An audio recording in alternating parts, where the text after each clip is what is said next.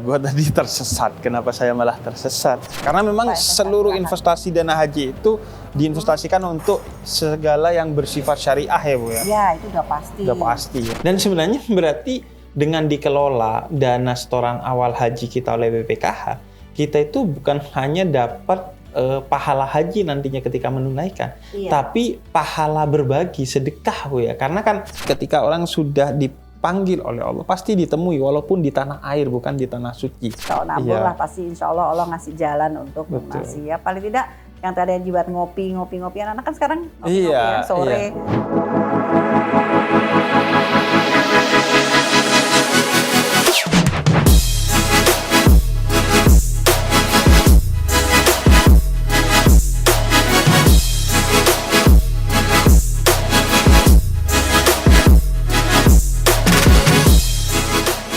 Jadi ini H-1 atau bahkan nggak nyampe H-1 ya, H- beberapa jam doang, karena besok pagi itu saat video ini dibikin, gue berangkat umroh bareng Habib Jindan, sekaligus juga ke Tarim Hadramut di Yaman sana.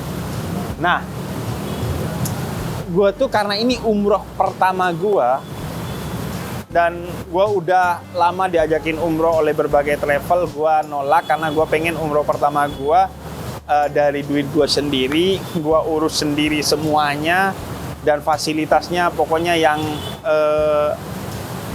seminimal mungkin agar gue merasakan lelahnya untuk menunjang kehusuan gue umroh. Jadi gue tuh urus sendiri semuanya. Jadi walaupun gue melalui bantuan beberapa teman ya, tapi nggak melalui travel, gue urus sendiri semuanya, kayak nganter paspor sendiri, ngurus visa melalui teman, tapi gue yang datang sendiri ke teman, kemudian beberapa hal gue lakuin sendiri, termasuk gue nyari info-info tentang gimana nanti gue tuh di sana. Nah, diantaranya gue ke temen gue yang ternyata dia kerja di BPKH. BPKH itu Badan Pengelola Keuangan Haji. Pantesan dia ngerti banget soal umroh. Karena gue beberapa tahun yang lalu pernah diminta untuk jadi host podcast di sini. Nah akhirnya yaudah gue ke kantornya dia buat nanya-nanya beberapa hal menjelang gue berangkat umroh. Sekalian gue dikasih kesempatan sama dia untuk nanya-nanya soal haji, karena gue nih mau umroh udah kayak khusyuk banget dan bersemangat banget, sehingga kayaknya gue juga perlu nyari tahu soal haji, karena gue pasti akan pengen segera haji sih kayaknya kalau udah berangkat umroh tuh, apalagi masih muda tuh. Gue selalu pengen berangkat haji itu masih muda, karena haji itu diantaranya adalah ibadah fisik yang kita harus mampu secara fisik, dan itu paling pas saat masih muda. Asalkan kita ada dananya dan mulai ngantri sedari dini. Yaudah, temen gua udah nungguin di dalam. Yuk.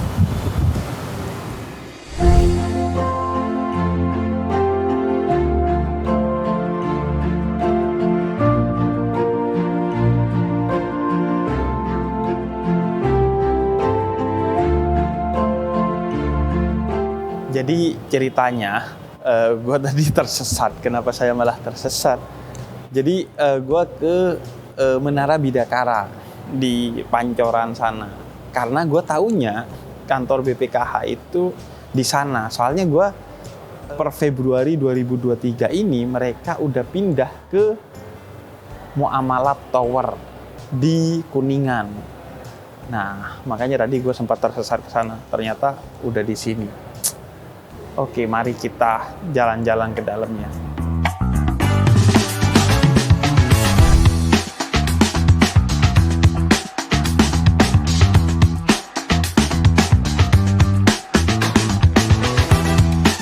Ibu Lili, apa kabar? Baik, wah makin keren aja nih. Iya. Selamat datang di gedung kami yang baru. Iya, ini Muamalat Tower. Muamalat Tower ya. Udah pindah di sini nih. Katanya per Februari 2023 ini ya? Februari. Udah pernah kesini belum? Ini baru pertama kali. Karena biasanya yang di Menara Bidakara ya. Oh iya, itu kan waktu itu kan kita sewa ceritanya. Oke. Terus habis di akhir Januari, daripada sewa lagi, kita ngasih uang kepada orang lain. Iya. Mendingan ke anak sendiri. Oh, jadi Bank Bank Muamalat. Muamalat ini adalah anak perusahaan kita lah. Jadi kita sebagai PSP, pemegang saham pendali. Jadi kita punya 82,6% saham di Bank Muamalat, sehingga ya pemiliknya Bank Muamalat ya sekarang BPKH. Dan ini bagian dari pengelolaan dana haji yang di BPKH itu? Ini investasi langsung. Investasi Salah satu bentuk sebagai investasi dari BPKH. Karena memang seluruh investasi dana haji itu diinvestasikan untuk segala yang bersifat syariah ya Bu ya? Ya, itu udah pasti. Udah pasti ya. Jadi pasti pertama kita harus prinsip syariah, kemudian kita harus kehati-hatian ya. Kehati-hatian. Kemudian harus dikelola secara akuntabel. Iya. Kemudian transparan juga ya. Iya, kita selalu kalau mau lihat di website ya, itu lengkap tuh. Di websitenya BPKH ya. Ada laporan keuangan kita. Dan itu bisa diakses oleh siapapun? Bisa dong, nih. Sekarang anak muda sekarang kan Iya. udah nggak baca koran, nggak apa ya. Jadi mereka udah lihat website. Dan kayaknya berusaha untuk milenial nih, Pak. Ada kafenya. Nah, ini ya. Jadi sekarang kan orang sekarang males antre mungkin ya kalau di lobby gitu ya. Nah, kalau mereka mau buka rekening, kita siapin nih sambil ngopi-ngopi, mereka bisa self service. Jadi di situ ada self transaction point. Atau kalau mau lihat-lihat di situ mungkin Habib bisa tuh, itu pakai touchscreen ya. Jadi misalnya produknya apa saja, gitu, terus gimana caranya. Dia suka ada standby satu asisten dari karyawan Bank Muamalat kalau memang dibutuhkan, mau nanya atau ada kesulitan, nah siap. Kita bisa konsul juga di sini. Touchscreen, udah kayak warteg Bu ya. Warteg kan gitu, touchscreen keluar makanannya. Saya soalnya bakal banyak nanya soal khususnya nih keuangan haji. Kemudian karena keuangan haji kan sekarang katanya wah dana haji nih lagi naik nih. Nah itu biar orang ngerti lah ya. Biar jangan sampai kita niatnya mau haji tapi masih ngedumel hatinya soal biaya kan. Akhirnya mengganggu keikhlasan dan kehusuannya kan. Betul. Terus yang kedua Bu Lilis, aku pengen juga ngobrolin tentang haji untuk anak muda. Soalnya kan biar masih muda tuh haji, biar kita hajinya nggak ngerepotin orang lain dan juga bisa maksimal karena kan ibadah fisik kan. Betul. Karena haji itu 90% fisik nih ya. Fisik, iya makanya kalau bisa masih muda lah ya. Nah termasuk nanti mau nanya-nanya nabungnya untuk dana haji udah bisa dari umur berapa dan lain sebagainya. Oh iya. Bu Lilis sendiri di sini sebagai anggota badan pelaksana. Anggota badan pelaksana. 7 ya. 7. Badan pelaksana kan 7, 1 kepala, kemudian ada 7 orang lagi sebagai dewan pengawas. Oh, salah satunya Bu Lilis. Nah ini. Tetap. Keren kan ini? Iya, Islami. Oh ini juga kebayang nih masangnya. Iya, masangnya yang repot nih. Mari Bu. Iya. Jadi kayak gua tuan rumahnya ya.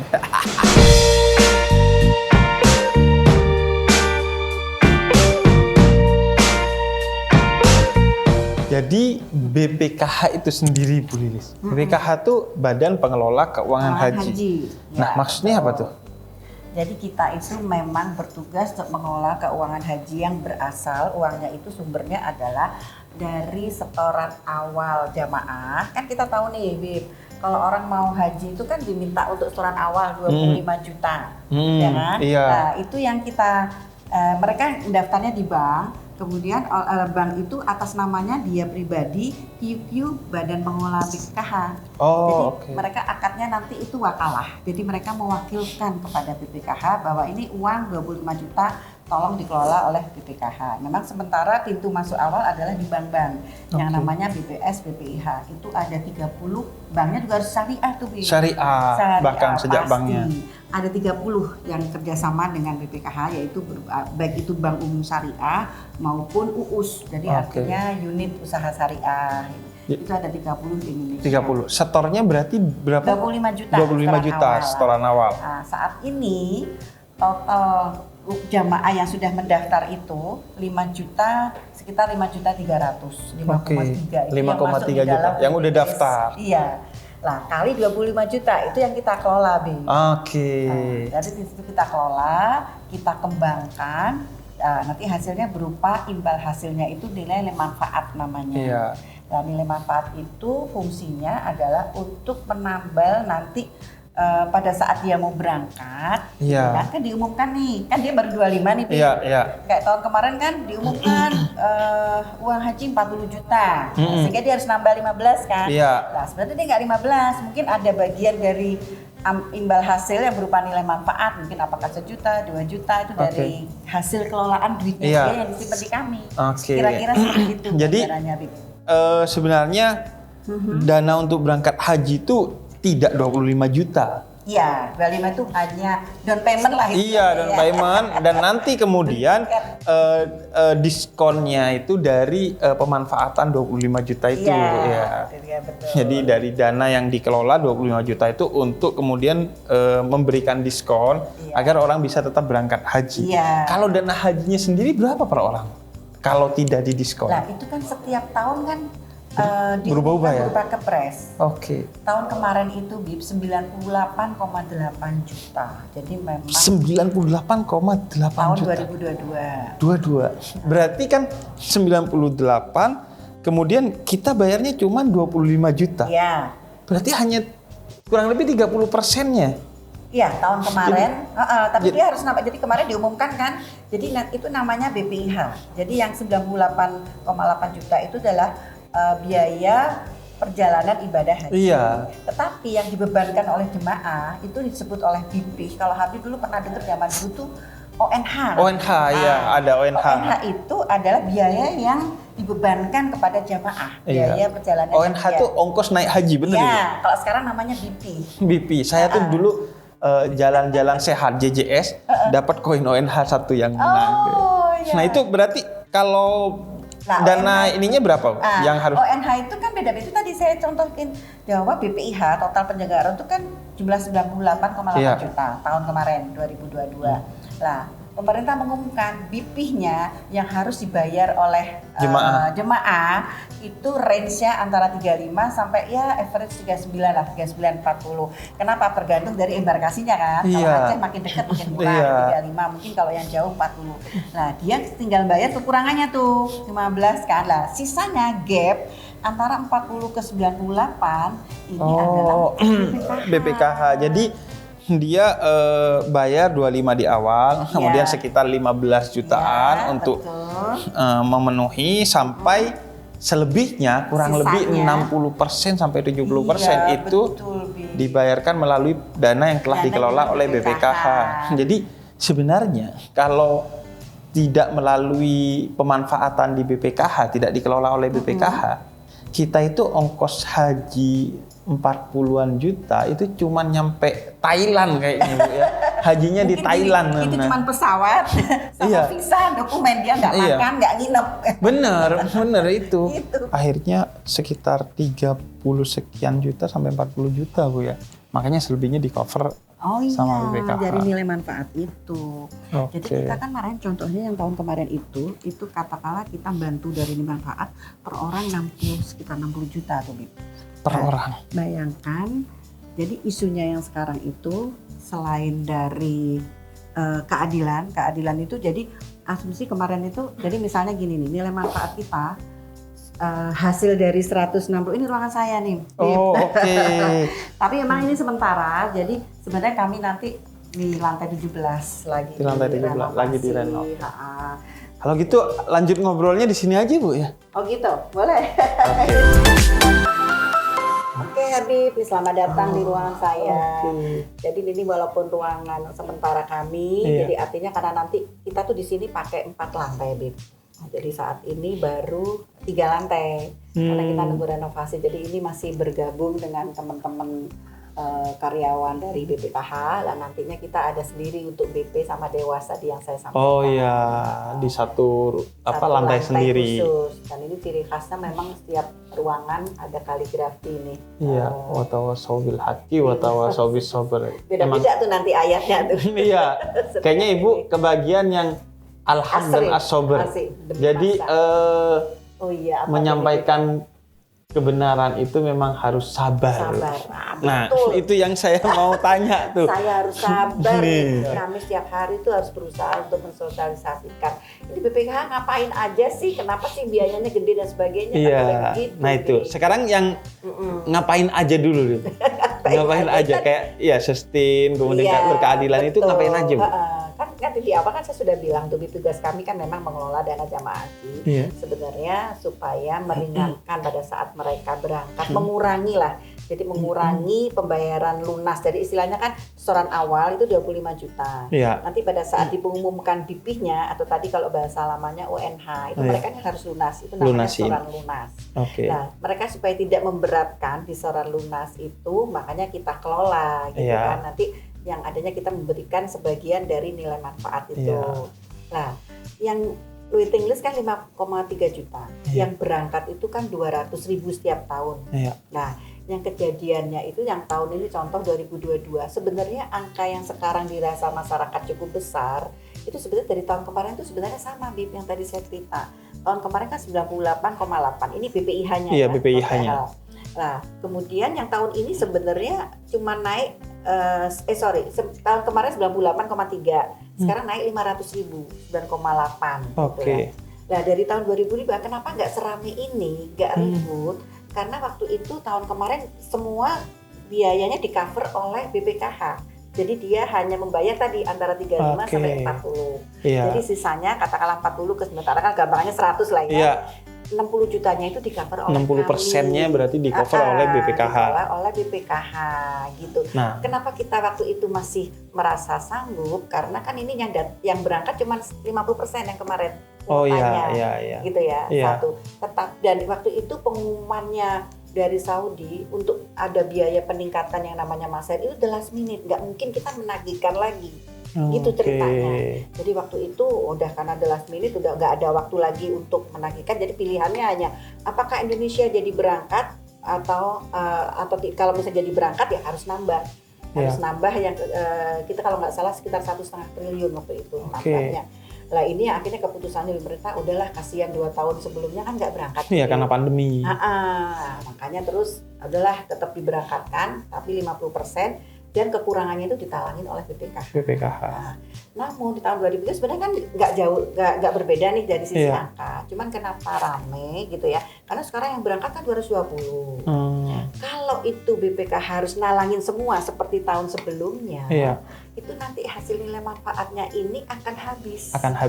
Iya kan? Nggak nutup gitu. Nggak nutup, Jadi akhirnya kan tidak ada berkelanjutan kan? Nggak sustainable. Nah, nggak sistemnya di situ. Satu. Terus yang kedua kita usulin kenapa di sini porsinya yang bukan usulin kami ya dari Kemenak kan ya 70-30. Artinya biar jamaah membayar 70%, kita hanya menutup 30%. Kalau yang kemarin kan 60. Dan sekarang kan 30. Nah itu kenapa? Kenapa? Pertama ya tadi nggak sustain kan? Nggak sustain. Yang kedua kita harus memikirkan bahwa yang hasil nilai manfaat itu jangan dibayarkan untuk semua jamaah yang berangkat sekarang 200.000. Kan masih ada 5,1 kan 5,3 5,1 juta orang yang kan sudah waiting list. Mereka juga berhak menikmati nilai dan manfaatnya. Itu yang adil maksudnya. Dan sebenarnya berarti dengan dikelola dana setoran awal haji kita oleh BPKH, kita itu bukan hanya dapat pahala haji nantinya ketika menunaikan, tapi pahala berbagi sedekah Bu ya. Karena kan dana manfaatnya itu untuk bukan cuma hajinya kita, tapi hajinya 5,3 juta orang itu kan ya. Akhirnya kita dapat pahala, saling ta'awun kan, saling gotong royong dalam kebaikan. Nah, soal yang kenaikan dana haji. Nah, itu kan akhirnya diusulkan oleh Kementerian Agama melalui DPR. Melalui Kemenak Pak, Menteri, masih Kementerian. Masih Kementerian Agama. Jadi kemarin itu kan yang mengumumkan kan Pak Menteri. Pak Menteri. Pak Menteri itu paham banget Pak, maksudnya di Kementerian Agama itu paham banget dengan kondisi keuangan BPKH. Jadi maksudnya mereka juga memikirkan tadi kan keadilan yang nomor satu. Ini nggak adil kalau BPKH hanya memberikan hasil dengan manfaat itu diberikan semuanya kepada jamaah yang berangkat gitu kan. Makanya dia mengurangi tadi kan yang tadinya 60% jadi 30%. Tapi akibatnya pada teriak kan masyarakat karena kaget yang tadinya kemarin 40 juta gitu kan, atau tunggu 35, sekarang jadi 69. Tapi sebenarnya kan ini belum final tuh, Bi. Belum itu final kan juga, baru usulan Kemenak.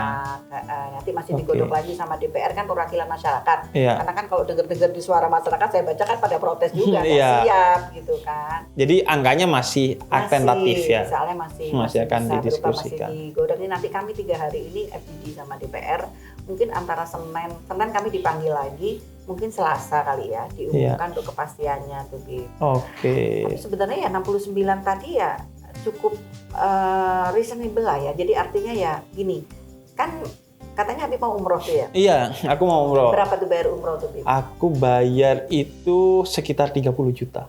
30 juta berapa hari di sana, Bib? Di sana 9 hari doang.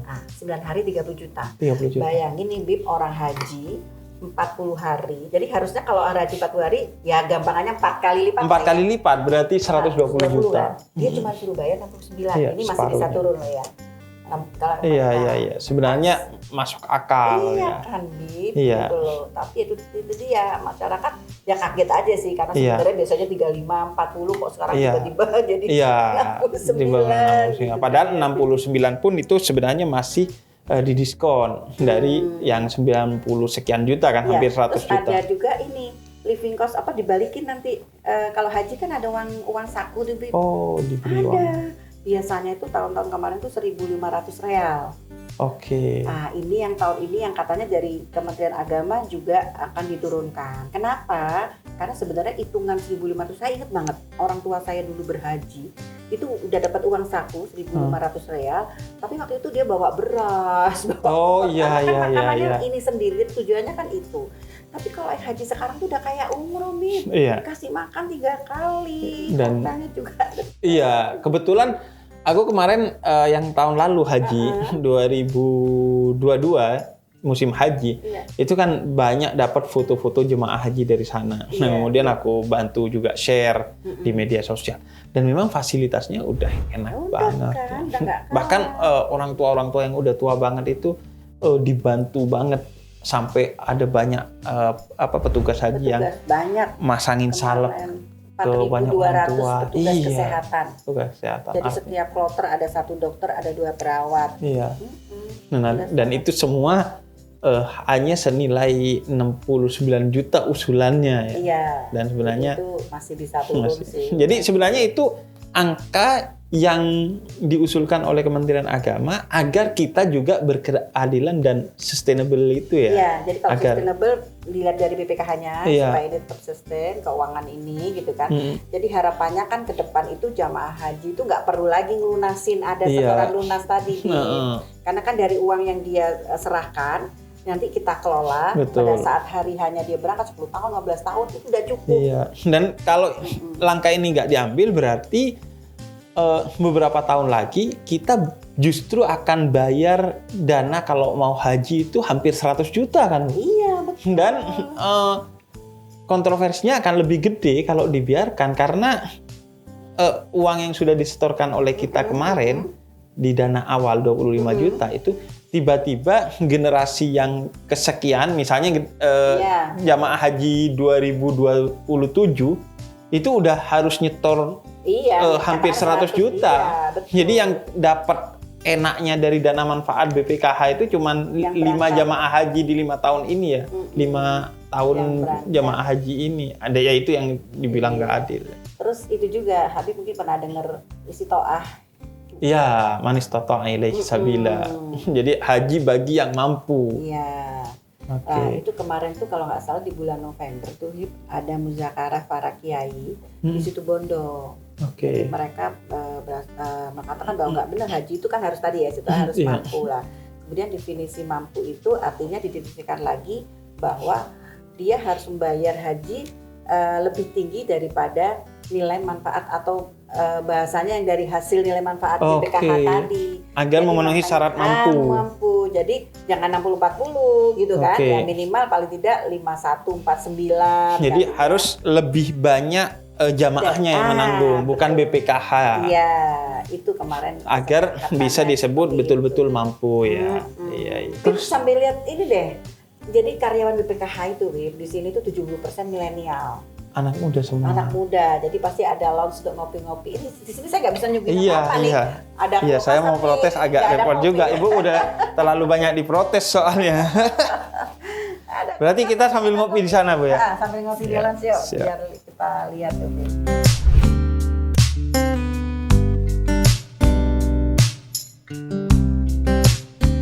Di sini ada tim saya. SDM, umum, perencanaan, pekajian. Waalaikumsalam. Hadir ini kan para milenial semua ini.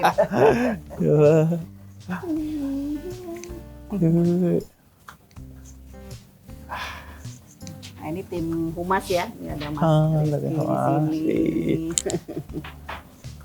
Nah, ini ruang lounge kita. Jadi kalau siang buat makan siang teman-teman, break out namanya.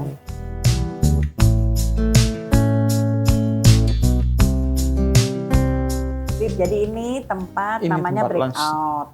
Jadi ini tempat para insan BPKH kalau makan siang. Jadi kita tuh ada aturannya di ruangan kerja itu nggak boleh makan, Bib. Setuju, Bu. Ini pegawai saya nih sering makan di ruang kerja. Akhirnya ruang kerjanya jadi bau makanan. Iya, terus semut tuh loh, Bib. Semut. Itu kan jadi, atau mungkin binatang kecil apa sih kayak rapat jadi mengundang itu kan. Iya, nanti benar. akhirnya furniture kita jadi ikut rusak dan sebagainya. Jadi boleh di meja itu hanya air putih. Air putih. Oh, iya, benar. Biskuit itu kan ya ini kan bikin remah cemilan. Cemilan. Mereka harus kesini kalau mau makan. Iya, udah. Dan di sini kayaknya juga masih bisa kerja juga sebenarnya kan. Bisa. Artinya mereka kalau jam makan siang oke, dia gak kerja, tapi kalau lagi mau nyantai di sini sambil kerja bisa. Tadi ada yang meeting juga di sini. Enak tuh view-nya bisa enak, ini seger gitu kan, Bib. Yang meeting cuma pindah tadi karena ada kita syuting. Ini ruang meeting di sebelah sebenarnya. Ruang meeting juga ada. Jadi ini ada ruang meeting. Jadi setiap lantai di sini itu ada breakout standar ya, ada musola. Setiap lantai loh. Iya, setiap lantai. Terus di lantai 20 paling atas tuh ada masjid besar Al-Muamalah. Nanti kalau mau Jumatan di sana tuh rame tuh. Di sana. Ada ruang meeting, 2, ada breakout. Dan biasanya musola. soalnya musolanya itu bukan hanya tidak tiap lantai, biasanya ada di basement. Musola lu panas-panasan kalau di sini kan. Basement pun ada. Basement jadi ada dan paling atas ada masjid. Jadi di basement pun ada musola, setiap lantai ada musola dan terakhir 20 ada masjid. Ada masjid. Dan masjidnya cukup bagus. Bagus menurut saya malah bagus lah, begitu mewah. Bu Sulis, gitu, yang juga pengen saya tanya nih ya. Boleh. Soal katanya biaya haji di Arab Saudi itu justru diturunin loh. Oh iya, yang 30% kok kita itu malah, ya? Iya, kok kita malah jadi naik. Haji di Arab Saudi malah diturunin 30%, kita malah dinaikin. Nah, kalau kita coba baca telaah lagi, kenaikan 30% itu adalah yang disebut dengan biaya masyair. Masyar kalau di sana katanya.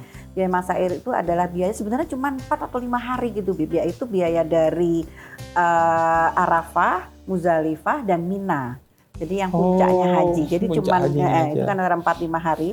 Nah, itu biaya masuk itu kan sekarang dikelola oleh mereka. Dalam hal ini di perusahaan sirkah di sana lah ya, government. Nah, ini meningkat yang tadinya tuh 1.500 real menjadi 5.000 sekian real. Jadi dari Arafah, Muzdalifah, Mina kan mereka butuh penginapan, kemudian transportasi gitu kan. Kemudian catering, nah itu tuh harus bayar segitu, makanya kan protes.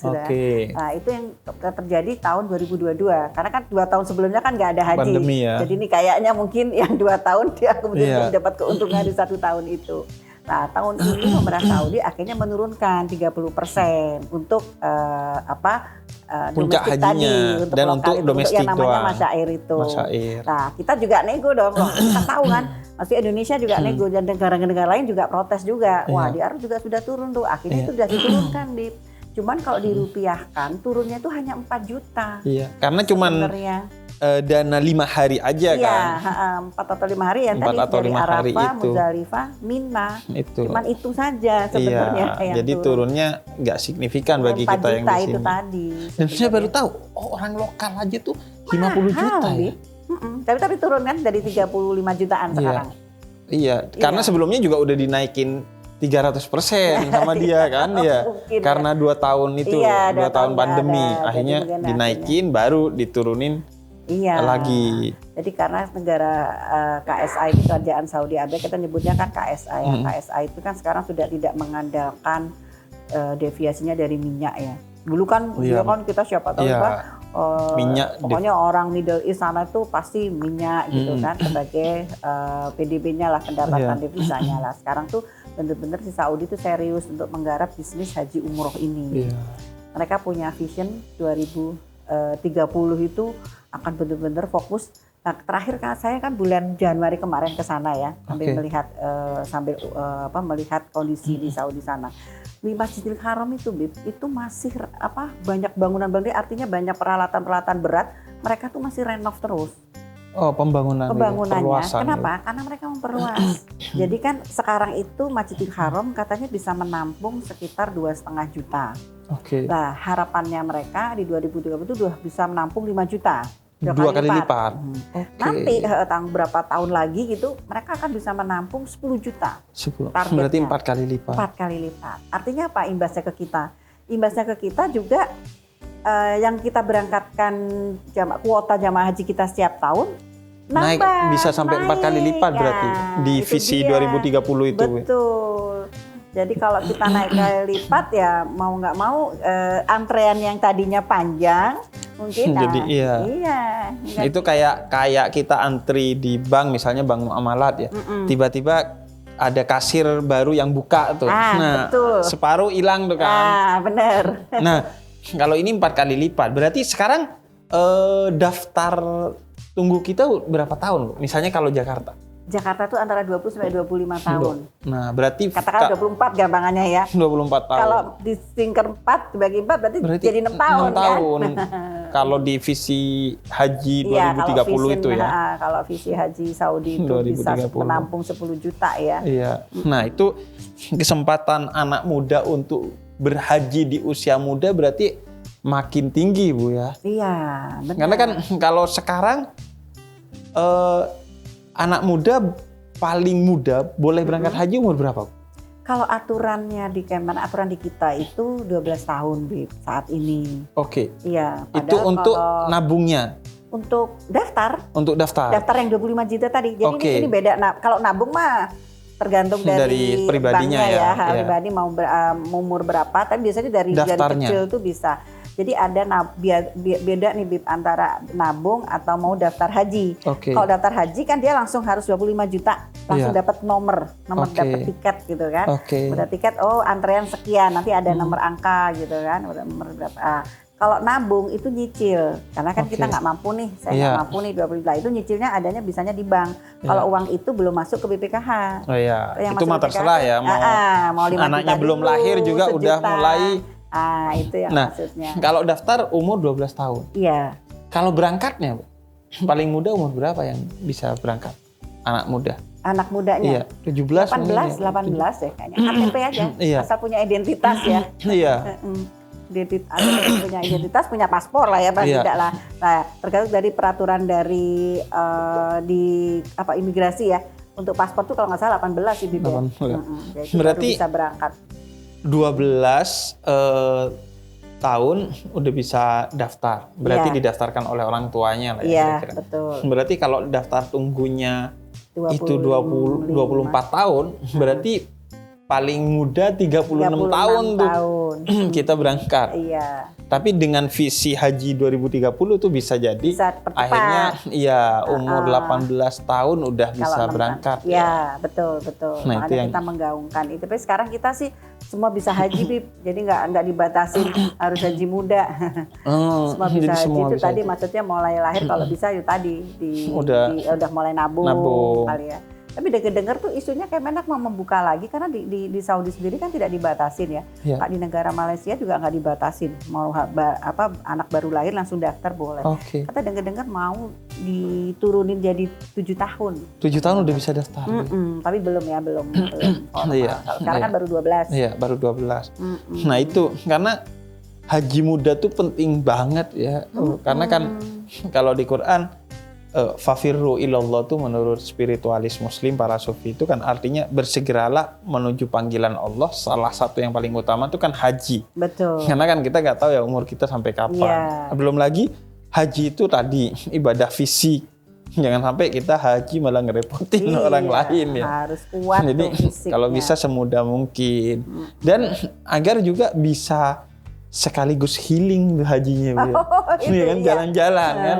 Nah itu juga salah satu visi Saudi Arabia 2030. Jadi dia tidak jadi menawarkan sambil berwisata lah katakan gitu ya. Jadi kan selama ini ziarah pasti orang kalau di sana kan ziarah namanya ya. Iya. Kalau nggak ya Mekah, Madinah. Nah dia akan membuka beberapa situs-situs di kota lain. Salah satunya adalah Taif. Taif ya. Nah, Taif itu katanya kalau di sini itu kayak puncaknya gitu ya, karena dingin gitu ya. Iya. Kemarin tuh kalian udah ada cable car, jadi mereka udah siap juga kayak tempat wisatanya. Betul. Gitu loh. Dan di samping itu banyak situs-situs bersejarah juga kan di Taif, di mana Nabi diusir dari Taif. Iya. Nabi justru mendoakan orang yang mengusirnya di Taif dan lain sebagainya. Artinya selain buat healing, tetap juga bisa buat ziarah ya. Atau wisata religi lah ya, dan ibadah religi di sana. Dan iya, soalnya itu Bu, anak muda nih, saya kan sering ngasih catatan. Kamu itu nabung buat pergi ke Korea, buat ketemu Hyung, buat jadi wibu di Jepang gitu, berangkat. Tapi nggak nabung buat haji itu kurang ngajar banget tuh kan. Nah makanya mereka kan biasanya alasannya, iya karena kalau ke Jepang, ke Korea itu kita jalan-jalan. Jadi ya udah, dan nunggunya juga bisa segera gitu. Nah dengan visi haji 2030 dan sekaligus kesana juga untuk bisa jalan-jalan healing tadi ya. Jadi gak ada alasan lagi buat gak jadi haji muda. Kayaknya nanti juga Arab Saudi akan memberi banyak kemudahan kan. Kalau mungkin Habib pernah baca berita kan, dia juga akan berikan visa gratis walaupun cuma 4 hari gitu kan, saat ini kan gitu. Iya. Kan kayak Turki, Qatar itu kan semua negara kan sekarang berikan visa gratis, kayak Jepang aja juga Jepang. iya. Jadi makanya itu kenapa anak-anak muda lebih seneng sana kan. Mainannya udah bisa. Nah itu akan terjawab semua di visi haji 2030 itu. Kalau untuk 4 hari itu kayaknya dia akan segera mulai gitu. Jadi 4 hari visa. Iya, 4 hari visa. Tapi bukan untuk haji ya. Kalau haji kan beda tuh visanya.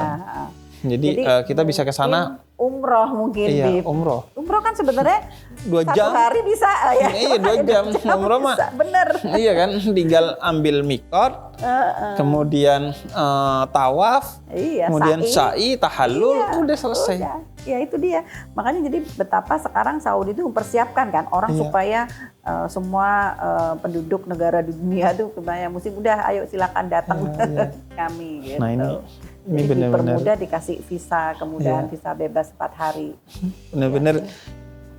Jadi sebelum saya nanti pagi nih Bu, besok pagi benar-benar berangkat umroh. Jadi ini akhirnya benar-benar dapat insight baru dari Bu Sulis, akhirnya buat sekalian daftar haji nih segera. Iya dong. Biar nanti juga udah deh gak mikir berangkatnya dulu deh. Iya. Toh itu semua niat udah dicatat loh. Niat udah dicatat kan. Niat baik seorang mukmin itu sama dengan menjalankannya. Dan niat itu bukan sekedar cuman di hati atau omongan, tapi dengan mulai menabung gitu paling tidak atau bahkan daftar kalau punya duit. Agar kalaupun ada apa-apa kita dinilai sudah haji yang mabrur walaupun belum berangkat ke sana karena sudah punya niat. Benar, lah itu yang harus disampaikan kepada masyarakat kita ya. Kan sekarang kan orang banyak yang sudah bayar haji terus tiba-tiba dibatalin, alasannya nunggunya kelamaan. Mendingan diiming-imingin para biro travel tuh ya, mendingan umroh saja uangnya gitu kan. Jadi Malaysia 100 tahun. Iya, 100 tahun lebih, Bib. Dan itu karena mereka kuotanya kan tiap tahun itu cuma sedikit, 30 ribuan lah, gitu, nggak kayak kita ya. Nah, itu pun mereka waiting listnya sekitar 3 juta lebih. Sehingga kan 100 tahun kalau dibagi ya. Nah, tapi mereka tidak ada yang batalin kayak di kita. Kalau sudah daftar haji, sudah niat haji, walaupun tidak sampai, gitu, itu tadi kan katanya Habib, itu sudah dicatat sebagai amal dia atau sudah dijalankan gitu kan ya. Iya, sudah dijalankan. Kalau amal baik itu akhirnya terlaksana, itu mah bukan hanya dapat pahala sebagaimana pelaksanaannya, tapi dilipat gandakan oleh Allah. Tapi kan yang penting kan banyak cerita-cerita seperti Ali Al-Muwaffaq itu di zaman tabi'in setelah era sahabat Nabi, dia nabung selama 30 tahun, tukang sol sepatu.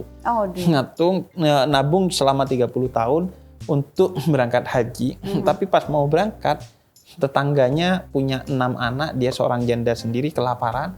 Akhirnya dana hajinya dikasih ke tetangga janda dengan 6 anak yang kelaparan itu.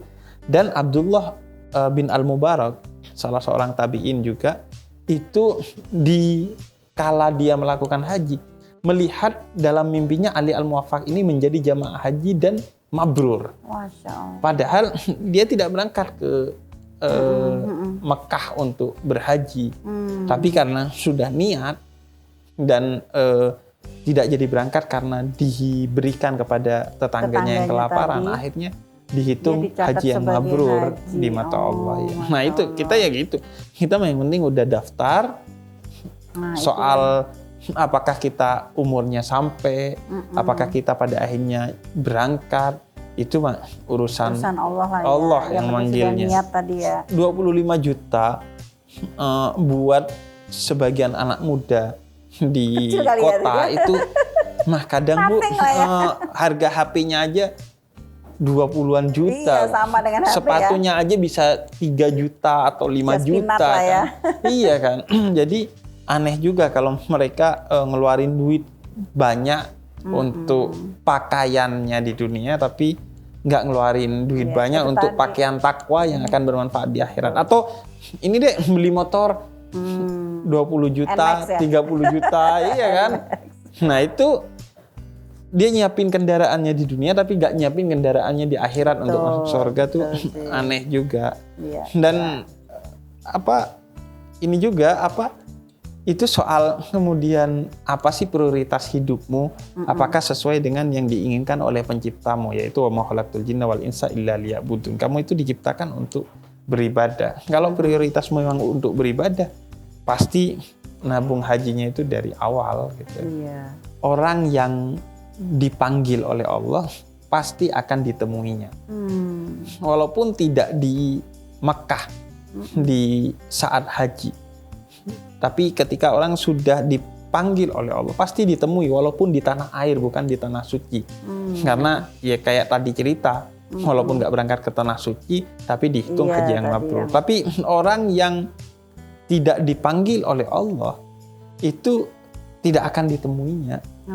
Gitu. Sehingga walaupun udah berangkat haji ke tanah suci, tapi kalau nggak dipanggil oleh Allah, ya nggak akan ditemui. Artinya dia nggak akan menjadi jamaah haji yang mabrur. Dia hanya menuntaskan kewajiban hajinya, tapi hajinya bisa jadi nggak diterima oleh Allah. Dan kita nggak pengen gitu itu terjadi kan. Karena itu yang utama itu niat dengan hati yang tulus dan komitmen yang nyata melalui menabung atau membayar dana setoran awal haji untuk berangkat haji sebagai simbol bahwa kita betul-betul ingin bertemu dengan Allah. Satu harus niat, ayo anak muda gitu niat. Ya. Niat dan juga bukan cuma di mulut, tapi harus dengan action. Kalau belum ada 25 juta paling enggak udah nabung. Ya, nabung dulu itu tadi, kalau nabung lah pasti insya Allah ngasih jalan untuk ngasih ya. Paling tidak yang tadi yang buat ngopi anak-anak kan sekarang ngopi sore 100.000 per hari gitu kan. Katakanlah ambil 20.000-nya aja lah. Udah keberapa kali nih umrohnya nih Beb? Pertama kali malah. Oh gitu? Malah pertama kali. Makanya saya ngurus semuanya sendiri Bu, gak pakai travel. Jadi dari ngurus visa itu walaupun dibantu temen, tapi ngurus semuanya sendiri. Dan ambil fasilitasnya keren. Juga yang paling rendah, biar merasakan effort yang gede lah, sebagaimana yang dirasakan oleh Nabi dan para sahabatnya dulu ketika umroh. Jadi kayak pesawat, hotel juga ini sendiri yang biasa-biasa aja kayak kita ini aja ya. Iya, kayak umroh backpacker gitu. Singapura gitu ya. Udah sekarang banyak kok anak-anak muda di sana. Iya, banyak. Umroh backpacker. Iya, kalau umroh bisa ngurus sendiri sebenarnya.